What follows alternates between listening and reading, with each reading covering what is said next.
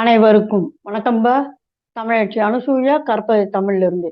இந்த பதிவில் நாம் காண இருப்பது பல்சுவை வினா விடைகளின் தொடர்ச்சி. அதாவது காப்பியம், சிற்றிலக்கியம், பக்தி இலக்கியம், எல்லா இலக்கியங்களும் கலந்த வினா தொகுதி. இப்ப வீடியோவை முழுமையாக பாருங்கள். நன்றி. வாங்க வீடியோக்குள்ள போகலாம்.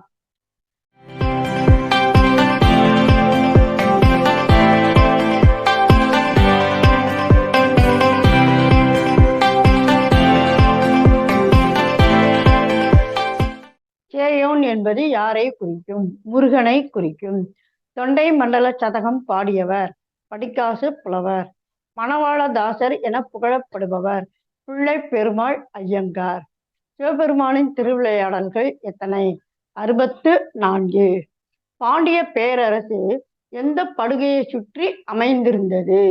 ஐவகை படுகையை சுற்றி அமைந்திருந்தது. கடந்த பதிவில் சேர பேரரசு எந்த படுகையை சுற்றி என்று பார்த்தோம்.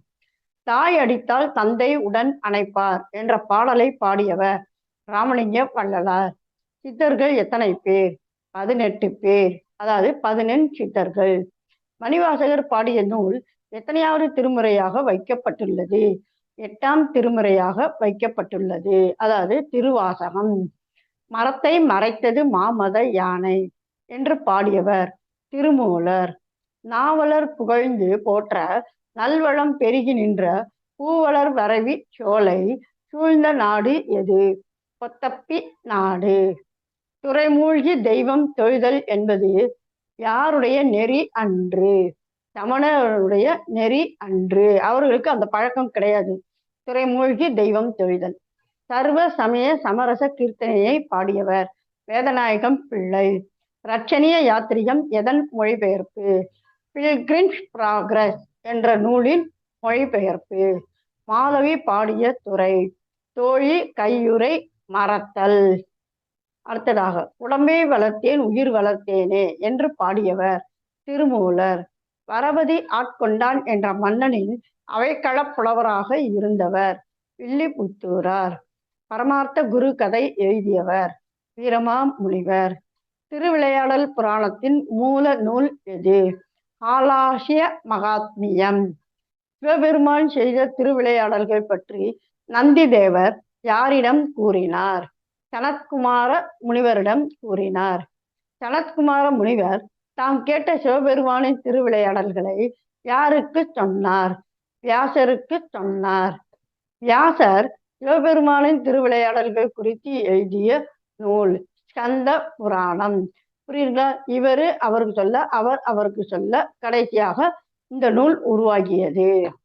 பரஞ்சோதி முனிவர் தமிழில் ஆலாசிய மகாத்மியத்தை எத்தனை செய்யுள்களில் அமைத்தார்? 33,063 செய்யுள்களாக அமைத்தார். பணவிடு தூது யாரால் பாடப்பட்டது? சரவண பெருமாள் கவிராயர். தணிகை புராணம் பாடியவர் கச்சிப்ப முனிவர். தமிழ சங்கம் யாரால் ஏற்படுத்தப்பட்டது? வச்சிர நந்தி. தமிழ் மொழியின் உபநிடதம் என்று அழைக்கப்பெறும் நூல் எது? தாயுமானவர் திருப்புகழ் திரட்டு. சிவக்கொழுந்து தேசிகரை ஆதரித்த வள்ளல் சரபோஜி மன்னர்.